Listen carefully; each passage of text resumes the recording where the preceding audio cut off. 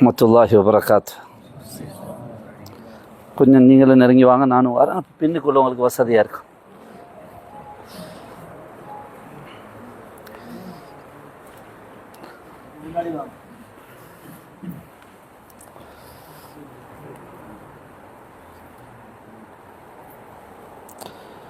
பிஸ்மில்லாஹ்.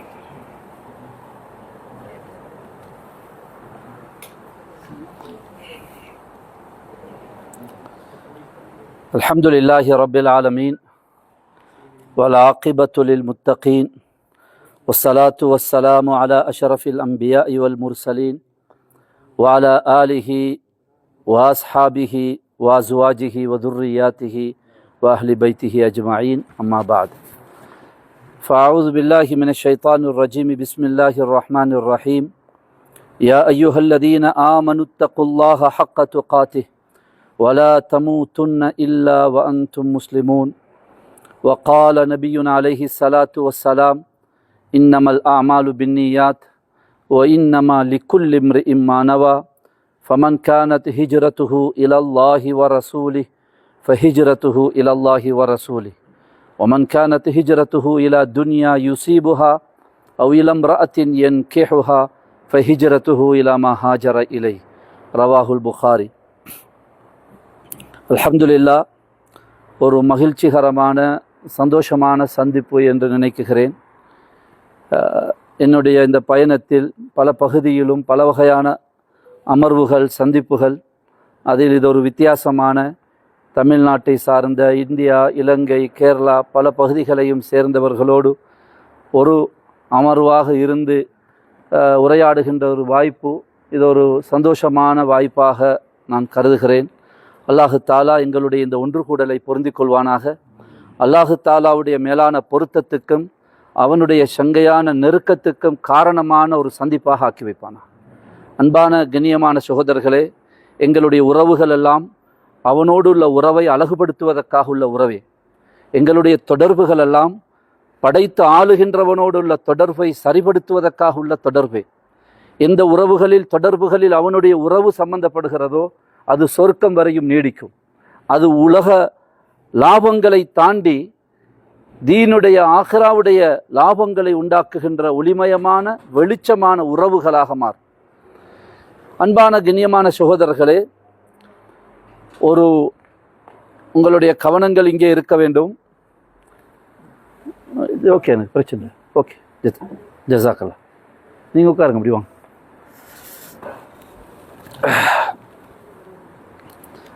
நான் சப்ஜெக்டை துவங்க முந்தி ஒரு அடிப்படையான விடயத்தை சொல்கிறேன். தீன் என்பது வெறும் தத்துவம் அல்ல. மார்க்கம் என்பது புத்தகத்திலும் ஃபோனிலும் ரெக்கார்டாகுகின்ற தத்துவம் அல்ல. அது கல்பிலே வர வேண்டிய ஒரு வெளிச்சம்.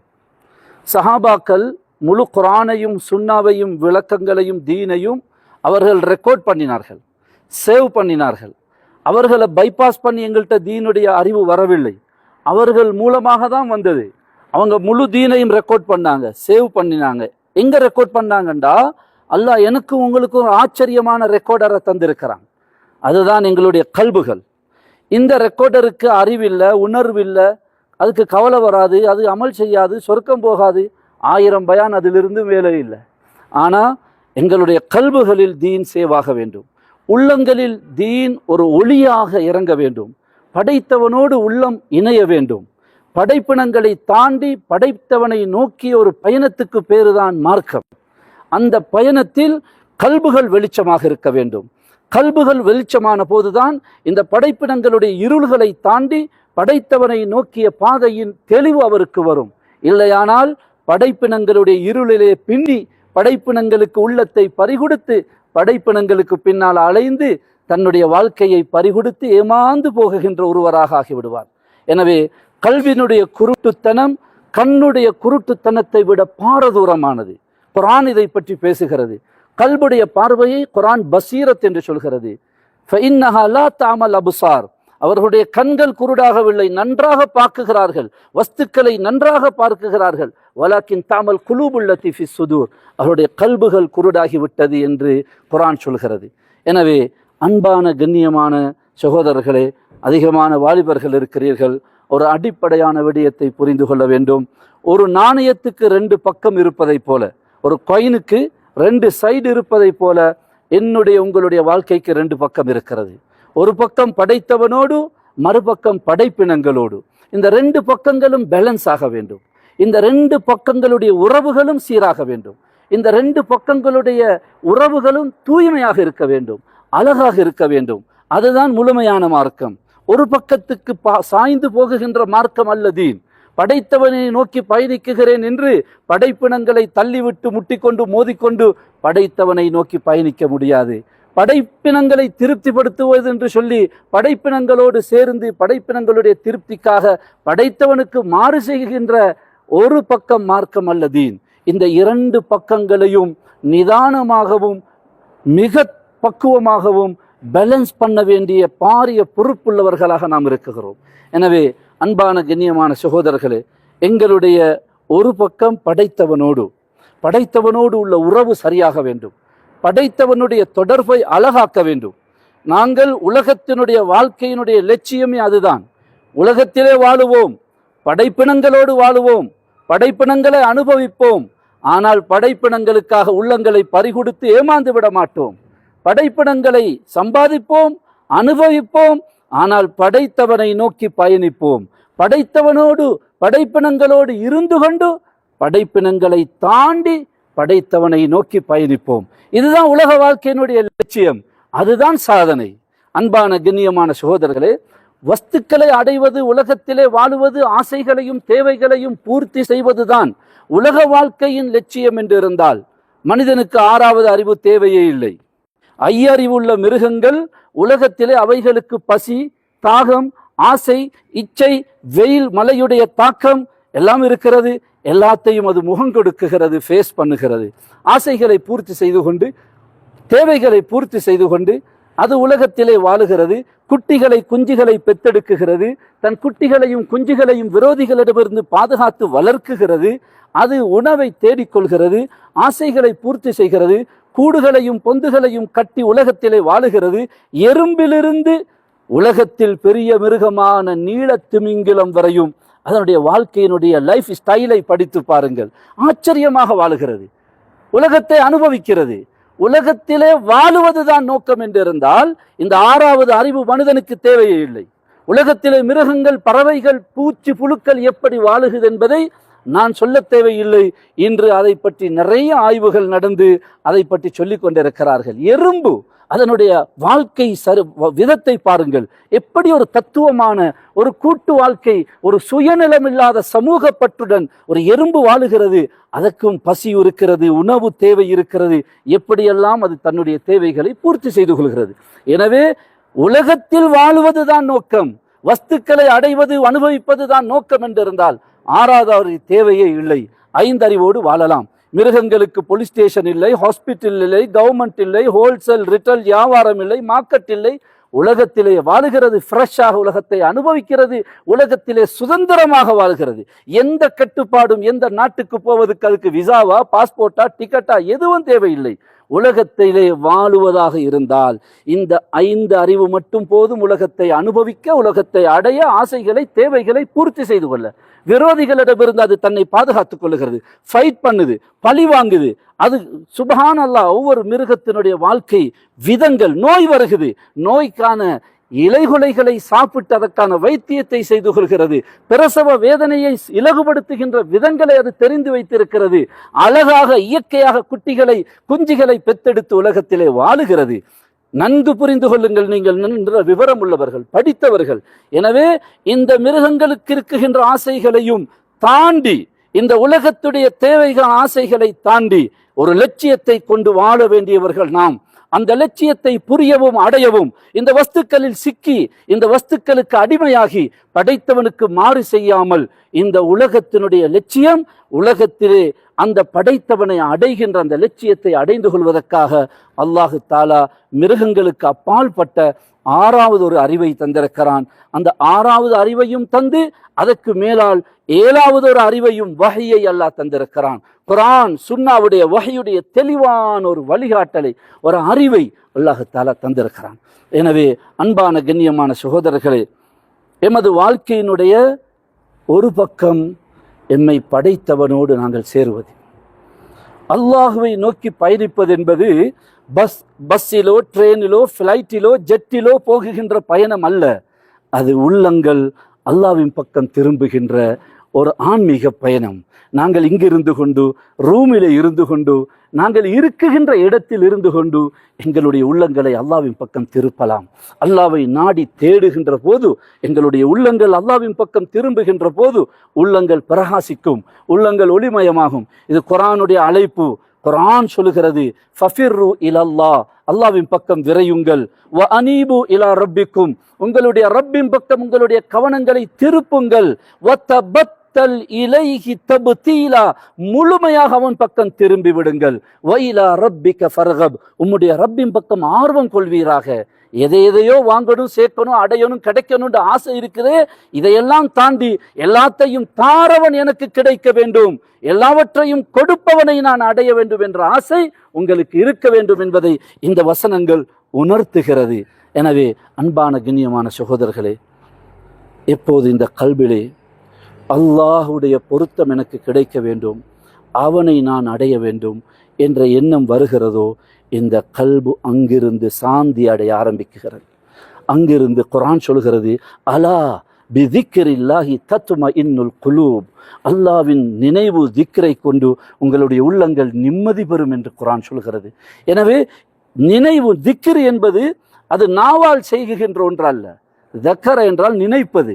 நினைப்பது நாவால் நினைக்க முடியுமா? இல்லை. அது உள்ளத்துக்கே சொந்தமான ஒரு அமல். கல்பு அல்லாஹ்வின் பக்கம் திரும்ப வேண்டும். கல்பினால், உள்ளத்தினால் அல்லாஹ்வை நாட தேட வேண்டும். அல்லாஹ் எனக்கு உங்களுக்கு அந்த பாக்கியத்தை நசீபாக்குவானா. கண்ணியமான சகோதரர்களே, ஒரு சாதாரண மனிதர் அரசராகி விடுகிறார், ஜனாதிபதியாகி விடுகிறார், மன்னராகி விடுகிறார். எல்லாரும் அவரை சந்திக்க முடியுமா? எல்லாரும் அவரோடு நெருங்க முடியுமா? முடியாது. சாப்பிட்டா மலம், குடிச்சா சிறுநீர், செத்தா பிணம், அவ்வளவுதான். ஆனா அவருக்கு ஒரு போஸ்ட் வந்துட்டா அவரோட நெருங்க முடியாது, கதைக்க முடியாது. இரவு 1 மணிக்கு நீங்க அவரை சந்திக்க போறீங்க, ஜனாதிபதியை விரட்டி விடுவாங்க. நாங்க அவங்களோட ஊராக்கள், சொந்தக்காரங்க வந்திருக்கிற ஒரு முக்கியமான விஷயமா பேசணும். இரவு 1 மணிக்கு என்ன சொல்லுவாங்க? தலையிலே அவங்களுக்கு இந்த நேரம் போங்கடா போறதுக்கு, அத்தாவே வந்தாலும் பேச முடியாதுன்னு விரட்டி விட்டுருவாங்க. அப்படியா இல்லையா? அது அப்படித்தான். அவங்களோட பாதுகாப்புக்காக, செக்யூரிட்டி ரீசனுக்காக அவங்க சில கட்டுப்பாடுகளை பாதுகாப்புக்கு வைத்துக் கொள்ளலாம். அது வேற விஷயம். நான் என்ன சொல்ல வருகிறேன் என்றால், ஒரு சாதாரணவர் மன்னராக, அரசராக, ஜனாதிபதி ஆகிவிட்டால் எல்லோரும் அவரோடு உங்களுக்கு எனக்கு தொடர்பு கொள்ள முடியாது, நெருங்க முடியாது, கதைக்க முடியாது.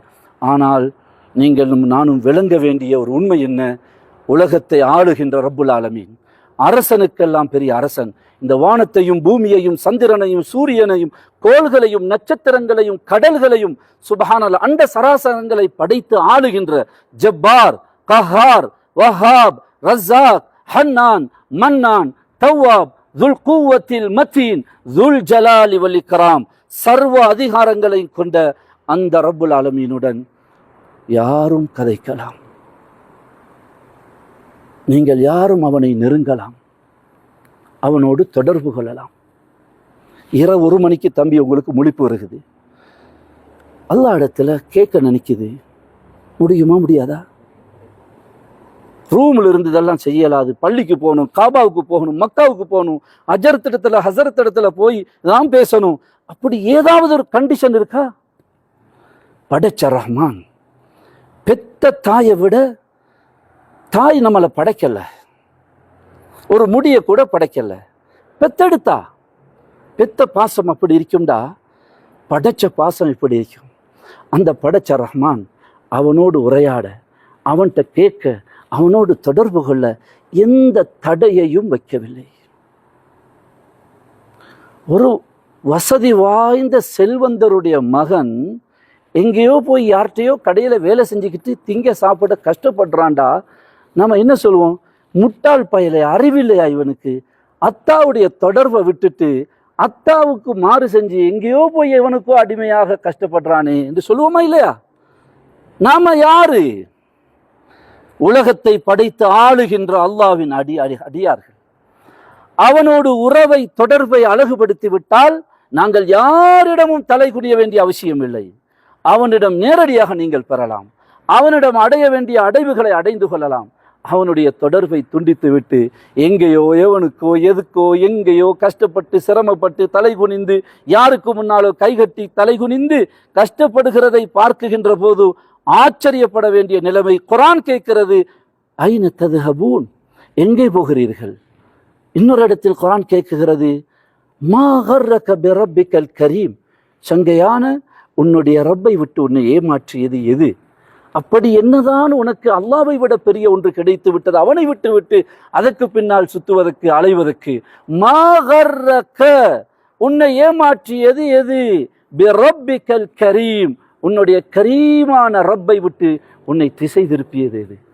எனவே கண்ணியமான சகோதரர்களே, படைத்த அல்லாவோடு எங்களுடைய உள்ளங்களால் நாங்கள் தொடர்பாக வேண்டும். அல்லாஹ் எனக்கு உங்களுக்கு நசீபாக்கணும். அல்லாஹோடு நெருங்கலாம். நான் நேற்று தான் இஸ்லாத்துக்கு வந்தேன், எனக்கு அல்லாவோட கதைக்கலாமா? என்ன சொல்வீங்க? தாராளம் பேசு. நீ நான் பாவி, நிறைய பாவம் செஞ்சிருக்கிறேன், எனக்கு அல்லாவோடு கதைக்க முடியுமா? தாராளம். படைச்ச ரப்போடு உரையாடுகின்ற அற்புதமான ஒரு உரையாடலுக்கு பேரு தான் தொழுகை. ஒரு சில விஷயங்களை சொல்லிவிட்டு நான் சுருக்கிக் கொள்கிறேன். தொழுகைகளை அழகாக்குங்கள். யாருடைய தொழுகை அழகாகுமோ அவருடைய வாழ்க்கை அழகாகிவிடும். யாருடைய தொழுகை நேரத்துக்கு நடக்குமோ அவருடைய எல்லாமே நேரத்துக்கு நடக்கும். யாருடைய தொழுகை அமைதியாக இருக்குமோ அவருடைய எல்லாமே அமைதியாக நடக்கும். நேரத்திலே பரக்கத்து இருக்கும், காரியங்கள் அழகாக நிறைவேறும். யாருடைய தொழுகை அரைகுறையோ அவருடைய வாழ்க்கையில் எல்லாம் அறகுறையாக தான் இருக்கும். யாருடைய தொழுகை நடிப்பு நாடகமாக இருக்குமோ அவருடைய எல்லாமே நடிப்பாக நாடகமாக மாறிவிடும். அல்லாவை சந்திக்க போகுகின்ற ஆச்சரியமான ஒரு முஃமினுடைய மிஅராஜுடைய ஆன்மீக பயணம் தொழுகை. என்னுடைய உங்களுடைய தர்பியத்துக்கு வேறொன்றும் தேவையில்லை. அந்த ஷேக் இந்த ஷேக் ஒன்றும் தேவையில்லை. அல்லாஹ்வோடு உள்ள தொழுகையுடைய உரையாடலை அழகுபடுத்தி விட்டால் சுப்ஹானல்லாஹ், அல்லாஹ்வே தொழுகையினூடாக எங்களை பரிசுத்தப்படுத்துவான். தொழுகையின் மூலமாக எங்களுடைய வாழ்க்கைகளை அழகுபடுத்துவான். தொழுகை சுப்ஹானல்லாஹ், உதுவிலிருந்து நாங்கள் அதை அழகாக்க வேண்டும். உழுவெடுக்கும் போதே அல்லாவை சந்திக்க போகிறேன், அல்லாவிடம் கேட்க போகிறேன், அல்லாவிடம் வாங்க போகிறேன். ஒரு தொழுகைக்கு முன்பாக சுன்னத்தை தொழுதுட்டு ஒரு 2 நிமிஷம் சம்மணம் போட்டு உட்கார்ந்து கண்களை பொத்தி உங்களோட மனதை தயார்படுத்துங்க. அல்லாவிடம் கேட்க போறேன், எனக்கு ரொம்ப கவலையா இருக்கு, நோயா இருக்கு, கஷ்டமா இருக்குது, அல்லாவிடம் ரஹ்மத்தை பரக்கத்தை ஹைர எல்லாத்தையும் கேட்க வந்திருக்கிறேன். எடுக்க போற ஒரு வாய்ப்பு தான் தொழுகை என்று நினைத்து விட்டாலே தொழுகை இன்பமாக மாறிவிடும். தொழுகையை நாங்கள் சடங்காக்கி விட்டோம். யாருக்கோ எவருக்கோ கடை மூடிவிட்டார்கள், போகாவிட்டால் வழி இல்லை, யாரையோ திருப்திப்படுத்த. நீங்கள் அப்படி இருக்க மாட்டீர்கள். ஆனால் பல இடங்களில் முதலாளியை திருப்திப்படுத்த அல்லது எவரையோ திருப்திப்படுத்த, என்ன எல்லாரும் தொழுகின்ற போது எப்படி தொழாமல் இருக்குகின்ற என்ற சூழலுடைய அழுத்தம் எங்களை தொலை வைக்குகிறதா? பள்ளிக்கு கொண்டு போய் நிறுத்துவது எது என்பதை நாங்கள் நான் உங்களை நீங்கள் மனதோடு பேசி நான் யாருக்காக தொழுகிறேன்? தொழுகையை அழகாக்குங்கள், வாழ்க்கை அழகாகிவிடும். தொழுகையின் மூலமாக உங்களுக்கு சுப்ஹானல்லாஹ், நீங்கள் தொழுகையை அழகாக்குங்கள். தொழுகை உங்களை அழகாக்கும், வாழ்க்கையை அழகாக்கும். நிறைய வாழ்க்கையில் நிறைய பேருக்கு பிரச்சனைகள் இருக்கும். பொருளாதார பிரச்சனை, குடும்ப பிரச்சனை, மனைவி அல்லது வீடு அல்லது விசா பிரச்சனை, தொழில் பிரச்சனை, கடன் சுமைகள்.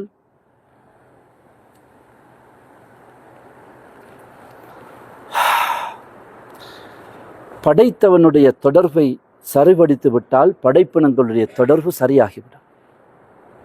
எல்லாம் இருந்தும் பிரச்சனையாகிவிடும். இல்லையானால் ஒருவர் வீடு கட்டுகிறார். உதாரணம் சொல்வது குர்ஆனுடைய அற்புதமான ஒரு வழிமுறை, ஸல்லல்லாஹு அலைஹி வஸல்லமுடைய சுன்னாவில் உள்ள ஒரு வழிமுறை. வீடு கட்டி லைட், ஃபேன், ஏசி, ஃப்ரிட்ஜ் எல்லாம் பூட்டிட்டார். ஆனால் எல்லாம் இருந்தும் இருட்டா இருக்குது, வெக்கையா இருக்குது, சூடா உஷ்ணமா இருக்குது, குளிர்ச்சி இல்லை, வெளிச்சம் இல்லை. அதை மாற்றுவோமா இதை மாற்றுவோமா, இதையெல்லாம் மாற்ற பார்க்குறாரு. லைட்டை மாற்றுறாரு, வயரிங்கை மாற்றுறாரு, சுவிட்ச் போர்டை மாற்றுறாரு. பிரச்சனை தீர்ந்த மாதிரி இல்லை. ஒருத்தர் சொன்னார், நீங்கள் எதை மாற்றியும் வேலை இல்லை, பிரச்சனை இங்கே இல்லை, மெயின் கனெக்ஷன் டிஸ்கனெக்ட் ஆகிருக்கு. நீங்கள் மெயின் கனெக்ஷனை கொடுங்க, அதை சரி பண்ணுங்க, எல்லாம் சரியாயிரும். மெயின் கனெக்ஷனை கொடுத்துட்டாரு, வீடெல்லாம் வெளிச்சமாகிருச்சு, வீடெல்லாம் குளிர்ச்சி ஆயிருச்சு, மகிழ்ச்சி ஆயிருச்சு, எல்லாம் சரி வந்துருச்சு. இப்போ நாம் இன்றைக்கி பிரச்சனைக்கு காரணம் என்ன சொல்லுவோம்? அவனால தான் பிரச்சனை, இவனால தான் பிரச்சனை, அந்த கஃபீலால பிரச்சனை, இந்த பொஸ்ஸால பிரச்சனை, குடும்பத்தால பிரச்சனை, மாமியால பிரச்சனை, பக்கத்து வீட்டுக்காரனால பிரச்சனை. பிரச்சனை எனக்கு காரணம் யாரு? ஊரில் உள்ள எல்லாரும். நான் ஒன்றும் இல்லை, நான் நல்லா தானே இருக்கேன், நான் கொடுக்குறேன், நான் செய்கிறேன், நான் எவ்வளோ அப்படி பார்க்குறேன், இப்படி கொடுக்குறேன், அதை செய்கிறேன், இதை செய்கிறேன். இல்லையே, சம்திங் ராங். லாஜிக்கலாக பார்த்தா பிரச்சனை எங்கே இருக்குதோ அதற்கான ரீசன் எங்கே தான் இருக்கணும்? அங்கே தானே இருக்கணும். ரீசன் அங்கேன்னா பிரச்சனை அங்கே இருக்கணும், உங்களுக்கு இருக்கலாது. என் வண்டி ரிப்பேராக இருக்குது, ஸ்டார்ட் ஆகுது இல்லை. நான் என்ன சொல்கிறேன்? இவர் வண்டியில் என்ஜினில் கோளாறு, அதனால் என் வண்டி ஸ்டார்ட் ஆக மாட்டேங்குது. அவர் வண்டியில் பெட்ரோல் இல்லை, அதனால் என் வண்டி ஸ்டார்ட் ஆக மாட்டேங்குது. என் வண்டிக்குள்ள பிரச்சனைக்கு ஊரில் உள்ள வண்டியில எல்லாம் காரணம்னு சொல்லிடுறேன். இது லாஜிக்கலா புத்தியான ஒரு முடிவா? இல்லை. என் வண்டியில் கோளாறுண்டா அதற்கான ரீசன் எங்கே தான் இருக்கும்? அங்கே தான் இருக்கும். எனக்கு பிரச்சனைண்டா நான் அதை மாற்றி இதை மாற்றி தொழிலை மாற்றி நாட்டை மாற்றி ஊட்ட மாற்றி எதை மாற்றியும் வேலையில் நான் என்னையே தான் மாற்றணும். நீங்கள் ஒன்றை மாற்ற வேண்டியதில்லை, உங்களை மாற்றிக்கொள்ளுங்க, எல்லாம் மாறிடும். உங்கள் கனெக்ஷன் மேலே அறுபட்டு இருக்குது. உங்களோட தனிமை எப்படி இருக்குன்னு பாருங்க, உங்களோட தொழுகை எப்படி நடக்குதுன்னு பாருங்க, யாருக்காக தொழுகிறோன்னு பாருங்க, உள்ள எங்க இருக்குன்னு பாருங்க. உடலால நடிக்குகின்ற ஒரு நாடகம் அல்ல எங்களுடைய மார்க்கம், உள்ளத்திலிருந்து வர வேண்டிய ஒரு ஒளி. நீங்க கடையில் இருக்கிறீங்க, நீங்க ரூம்ல இருக்கிறீங்க, ஆனா உங்க உள்ள அல்லாவை நினைச்சுக்கிட்டு இருக்குது. நான் ஒரு பாவியே, பாவம் செஞ்சுட்டு அல்ல என்னை மன்னிப்பானான்னு அல்லாவை நினைக்கிறீங்க. யா அல்லாஹ், நீ எனக்கு நிறைய பாக்கியங்களை தந்திருக்கிறாய், நான் நிறைய நன்றி கெட்டவனாகிட்டேன்னு படுத்துக்கிட்டே நினைக்கிறார் இவர். இன்னொருவர் உடம்பு காபாவில் இருக்குது, அவரோட உடல் பஜாரில் தெரியுது. பேர பிள்ளைக்கு அதை வாங்கணும், அந்த மகளோட பிள்ளைக்கு அதை வாங்கிட்டேன், மகன் இருக்கு, இது இப்போ இதை எடுத்துடணும், இப்போதே எடுத்து வச்சிடணும் அப்படின்னு யோசிச்சுக்கிட்டு என்ன செய்கிறாரு? போகிற வழியில வாங்கிட்டு போயிடணும்னு தவாப் செஞ்சுக்கிட்டு இருக்கிறார். உடம்பு எங்கே இருக்குது? காபாவில். இவரோட உடம்பு எங்கே இருக்குது? கடையில், வீட்டில், பெட்ல. இந்த ரெண்டு பேரில் யாரு சிறந்ததுன்னு கேட்டால் நீங்கள் சிரிப்பீங்க. என்னங்க பாய், அவர் காபத்துள்ளால போயிருக்கிறாரு, இவன் வீட்டில் படுக்கிறான். இந்த ரெண்டு பேரில் யாரு சிறந்த? அவர் தானே சிறந்தவர் நம்ம சொல்லுவோம். வெறும் உடம்பை வச்சு தீர்ப்பு செய்பவன் அல்ல, அல்லாஹ் உள்ளங்களை பார்க்குகிறான். ஒருவேளை காபாவில் உடம்பு இருந்து உள்ளம் இல்லாமல் உடம்பு சுத்துகின்ற அவரை விட வீட்டில் தனியாக பெட்டில் படுத்துக்கிட்டு ரூமில் படுத்துக்கிட்டு அல்லாஹ்வை நினைக்கிறாரு, அல்லாஹ் இடத்துல மன்னிப்பு கேட்கிறாரு, அல்லாஹ்ட்ட துவா செஞ்சு கொண்டு தூங்குறாரு. இவர் அல்லாஹ் இடத்துல உயர்ந்தவராக ஆகிவிடலாம். எனவே கண்ணியமான சங்கையான சகோதரர்களே, எங்களுடைய உறவுகளை அல்லாஹ்வோடு சரிப்படுத்த வேண்டும். அப்படியான உறவுகள் தொடர்புகளுக்காகத்தான் எங்களுடைய உறவுகள். கணவன் மனைவியுடைய உறவா, நண்பர் நண்பருடைய உறவா, எதுக்காக? நான் உங்களோட சேர்ந்து கொள்ள, நீங்க என்னோட சேர்ந்து கொள்ள, நான் உங்களுக்கு தர, நீங்க எனக்கு தர, படைப்பினங்களோடு இணைந்து கொள்றதுக்காக அல்ல இந்த உறவுகள். படைத்தவனோடு இணைந்து கொள்வதற்காக. என்ன கிட்டுள்ள குறைய நீங்க திருத்தித்தாங்க, என்னைய சுபகுக்கு நீங்க கூட்டிக்கிட்டு போங்க, தஹஜ்ஜுதுக்கு எழுப்பி விடுங்க, அல்லாஹ்வோட தொடர்பு படுத்துங்க, இந்த பாவத்தை விட்டுறப்பா, இது சரியில்லைன்னு சொல்லி என்னைய திருத்துங்க. நான் எங்களுடைய உறவுகள், எங்களுடைய தொடர்புகள் அல்லாஹ்வோடு உள்ள உறவை தொடர்பை சீர்படுத்துகின்ற உறவுகளாக, தொடர்புகளாக, ஆனால் அது சொர்க்கம் வரையும் நீடிக்குகின்ற உறவுகளாக மாறும், ஒளிமயமான உறவுகளாக மாறும். அதனால் இன்ஷா அல்லாஹ் படைச்ச ரப்போடு உள்ள தொடர்பை சீர்படுத்த வேண்டும். அதுக்கு முதலாவது என்னுடைய தொழுகைகளை அழகாக்கணும். செய்வோமா இன்ஷா அல்லாஹ்? நம்ம தொழுதுகிட்டு தான் இருக்கிறோம், நான் இல்லைன்னு சொல்லலை, ஆனால் அந்த தொழுகையை அழகாக்குங்க. மனசால போய் அல்லாஹ்கிட்ட நான் போகணும். பாங்கு சொல்றது, கூப்பிடுறது, அது மறந்து கிடக்கிறாக்களை ஞாபகப்படுத்த. நம்ம பாங்குக்கு முன்னாலேயே போகணுமே, தொழுகை போகணுமே. எத்தனையோ நாடுகளுக்கு நான் போயிருக்கிறேன், அவங்களுக்கு பள்ளிவாசல், நான் லண்டனுக்கு போயிருக்கிறேன், பள்ளிவாசல் இருக்கிறது 40 கிலோமீட்டர் 50 கிலோமீட்டர், பக்கத்தில் பள்ளி இல்லை, ஜும்மாவுக்கு கூட பள்ளி இல்லாத பகுதிகளில் மக்கள் இருக்கிறாங்க, எப்படியோலாம் இருக்கிறாங்க. சில பக்கத்தில் பள்ளி இருக்குது, பள்ளிக்கு போகிறதுக்கு அனுமதி கொடுக்க மாட்டான், பள்ளிக்கு போகிறதுக்கு அனுமதி கிடையாது, உள்ளுக்கே தொழு, பிறகு தொழு, இப்போ இந்த நேரத்தில் என்ன போய் தொழுகிறேன்னு கண்டிக்கிறவன், கோவப்படுற முதலாளிமார்கள் இருக்கிறவங்க, கவலைப்பட்டு எனக்கு தொலை வாய்ப்பு இல்லையே, தொழிலை விடவா, தொழுகையை விடவா என்னன்னு தெரியாமல் தத்தளிக்கிறவங்களாம் இருக்கிறாங்க. உங்களுக்கெல்லாம் அப்படி ஒன்று இருக்காதுன்னு நினைக்கிறேன். திரும்புகிற பக்கமெல்லாம் பள்ளி. அல்லாஹத்தாலா இப்படி ஒரு புனிதமான பூமியில், ஒரு சிறப்பான பூமியில் தீனின்படி வாழ நம்ம நினைச்சா சுபஹான் அல்லா. தீனுக்கு மாற்றம் செய்கிறது தான் கஷ்டம். தீனின்படி வாழ்றதாக இருந்தால் எல்லா வழியும் படைச்சவனை நோக்கி ஒரு பயணிக்கிறதுக்கான வாசல்கள் திறக்கப்பட்டிருக்கிற ஒரு நாட்டில் நீங்கள் இருக்கிறீங்க. அல்லாஹ் உங்களை இங்கே கொண்டாந்து வச்சிருக்கிறான். இங்கிருந்து காசை கொண்டு போகணும், பணத்தை கொண்டு போகணும், ஒரு ரியாலை கொண்டு போகணும்னு நினைக்கிறத விட இங்கிருந்து நான் ஈமானை கொண்டு போகணும்.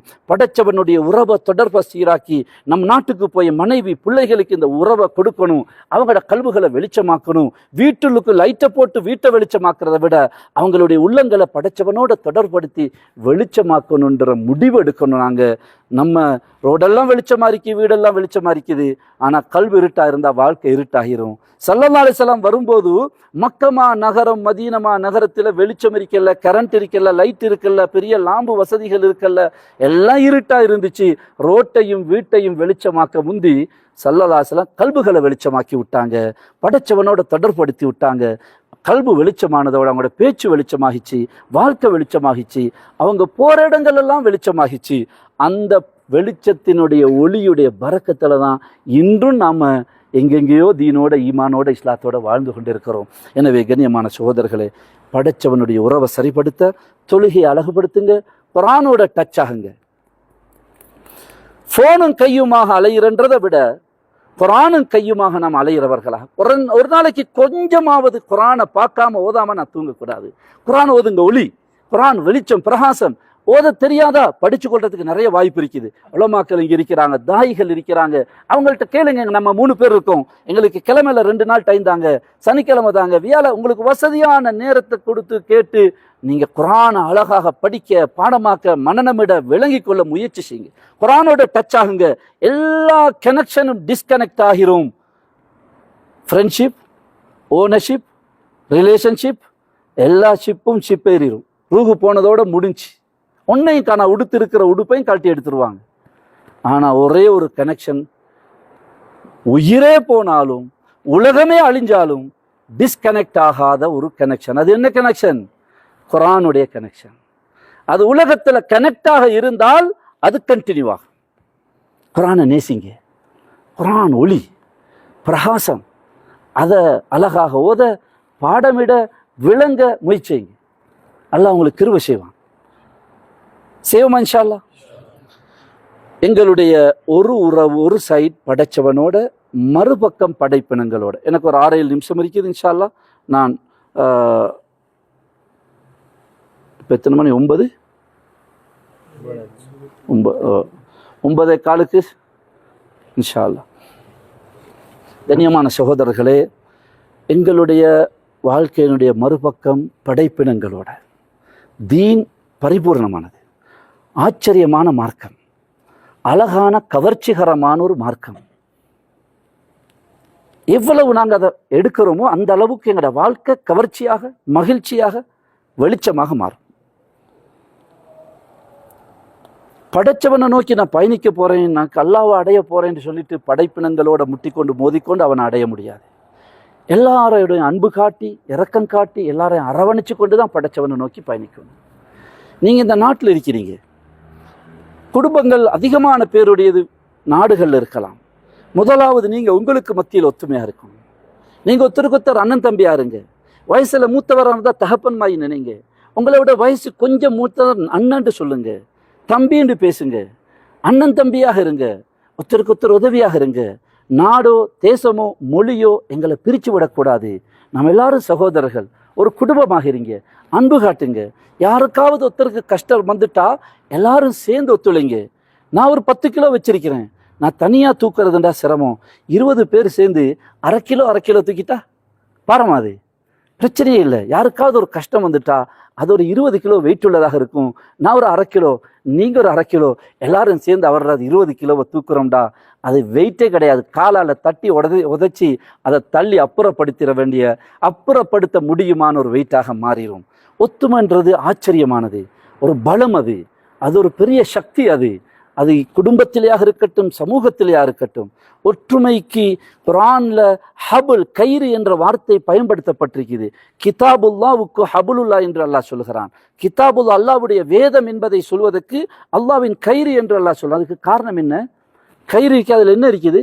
தும்பு, நாறு, அந்த தென்னை மட்டையினுடைய என்ன சொல்வீங்க, நாறு இல்லையா, தென்னை நாறு, தேங்காய் சும்பு, ஏதாவது சொல்லுங்க, விஷயம் விளங்கினா சரி.